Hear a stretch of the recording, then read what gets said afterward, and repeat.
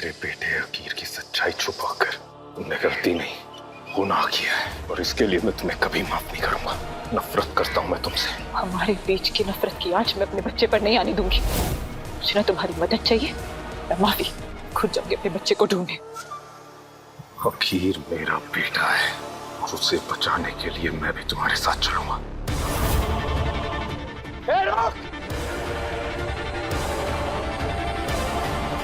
रुक जाओ!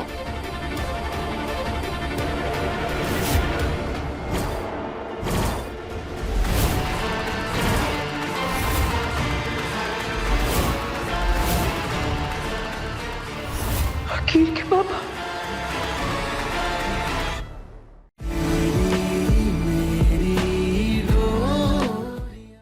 क्या लगता है बीबी, प्लान काम किया होगा? यार तू बार बार एक ही सवाल क्यों पूछ रहा है? मैं बोल रहा हूँ ना, मैंने जो करना था मैंने कर लिया है। मैडम रुकिए रुकिए, आप अंदर नहीं जा सकती। कैसे नहीं जा सकती अंदर?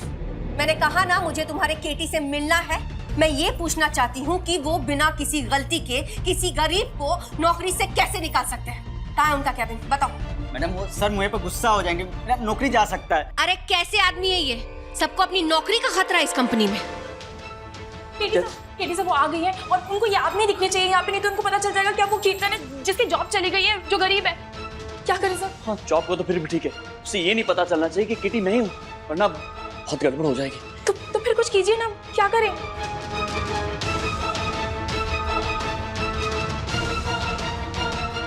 मुझे आपके बॉस केटी से मिलना है और रोकने की कोशिश मत कीजिएगा। आज मैं उनसे मिलकर ही जाऊंगी। हाँ यही है, मिल लीजिए आप।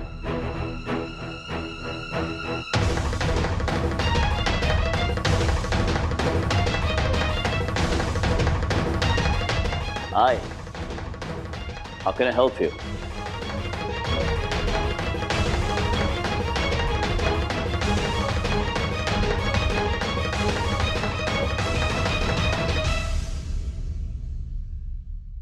नहीं, ये केटी नहीं है।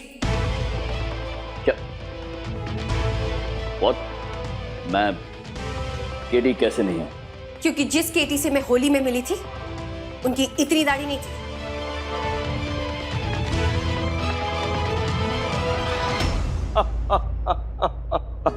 क्या बात है, तो अब आप मुझे मेरी दाढ़ी के बेसिस पर जज करेंगे?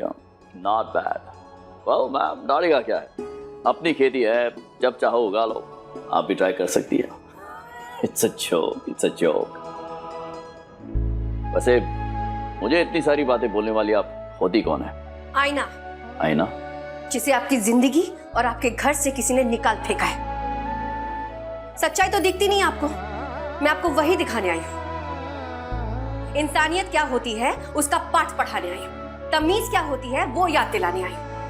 आपके लिए जितने लोग काम करते हैं ना दिन रात, उनसे कैसे पेश आते हैं उसका पाठ पढ़ाने आई। और मुझे लगता है कि आपको इसकी सख्त जरूरत है मिस्टर केटी।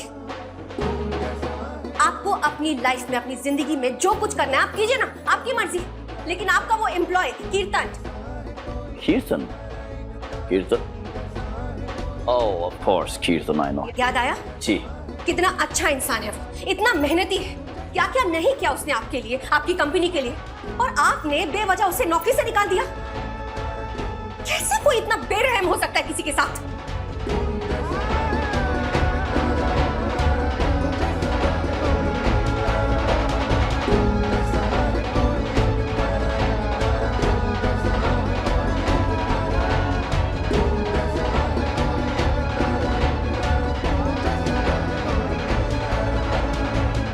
पुराना जमाना याद आ गया।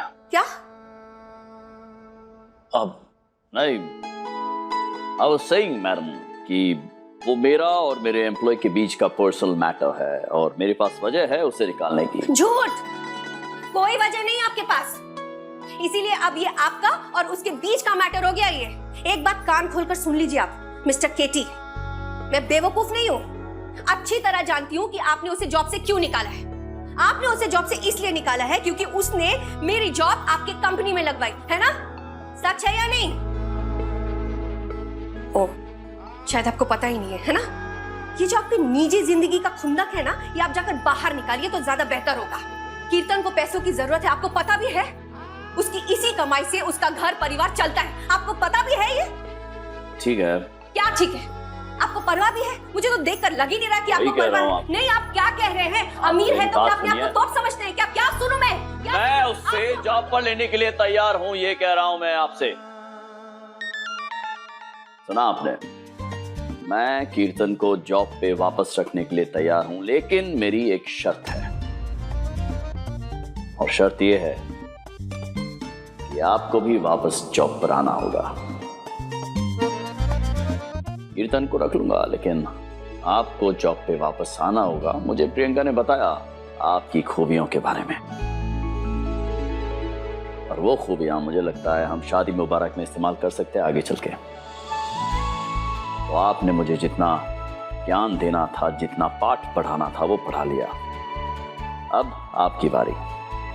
आप सोचिए और मुझसे कहिए कि आपको वाकई कीर्तन की परवाह है। अब आप बताइए, परवाह है? हाँ है। पता है क्या, आपके और मेरे बीच में ना यही फर्क है।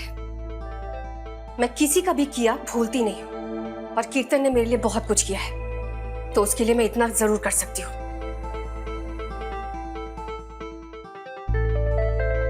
करूंगी मैं आपके कंपनी में जॉब।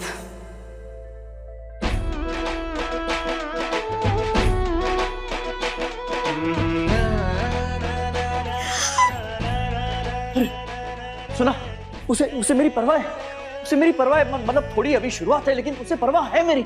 बस अब तुम देखना, बहुत ही जल्द मेरी प्रीति मुझसे प्यार करने लगेगी। पर सर, परवाह तो कीर्तन की है ना उन्हें। केटी का भी उनके गुड बुक्स में आना बाकी है। अरे गुड बुक्स क्या, गुड लाइब्रेरी खोल देंगे हम। बस एक बार वो शादी मुबारक में काम करने आ जाए, फिर देखना कीर्तन खुद केटी की अच्छाइयां गिनाएगा। उसे हो जाएगा सब कुछ हो जाएगा। बिल्कुल, congratulations. Thank you so much, thank you so much. अब मुझे शांति मिलेगी। मोही, हेलो मोही जी।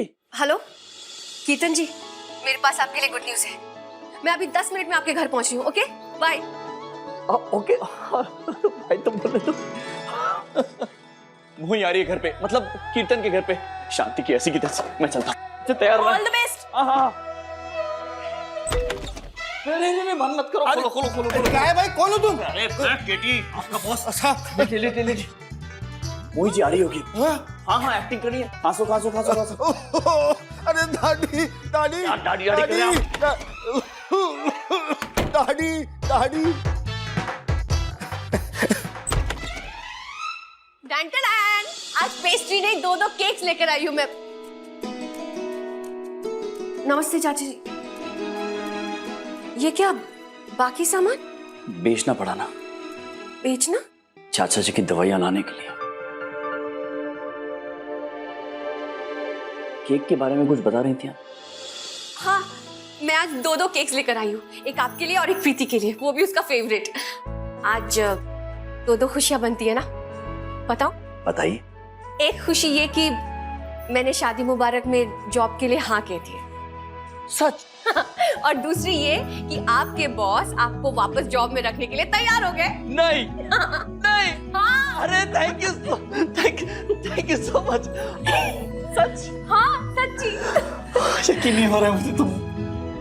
मैं लेकिन मोही जी, आप मेरी खातिर एक ऐसे इंसान के यहाँ नौकरी करने के लिए राजी हो गई जिससे आप इतनी नफरत करती हैं। इसके लिए ना आपको मेरे फेवरेट आरजे को थैंक यू बोलना पड़ेगा। हाँ, पता है उन्होंने सुबह सुबह बहुत प्यारी बात कही। उन्होंने ये कहा कि किसी बुरे के साथ कभी बुरा मत करना, और किसी अच्छे के साथ कभी अच्छा करना मत भूलना। बहुत अच्छा कहा उसने। खैर छोड़िए ये सब बात, अब तो हम दोनों कुलीग्स हुए। कांग्रेचुलेशंस हम दोनों को। Thank you so much. आपको भी। वैसे अब आप मेरी वो बात समझ गए होंगे ना, वो जो मैं केटी सर के बारे में बता रहा था, कि वो इतने बुरे इंसान नहीं है जितना आप सोच रही थी। कई बार हालात इंसान को इतना बुरा बना देते हैं जितने वो होते नहीं हैं।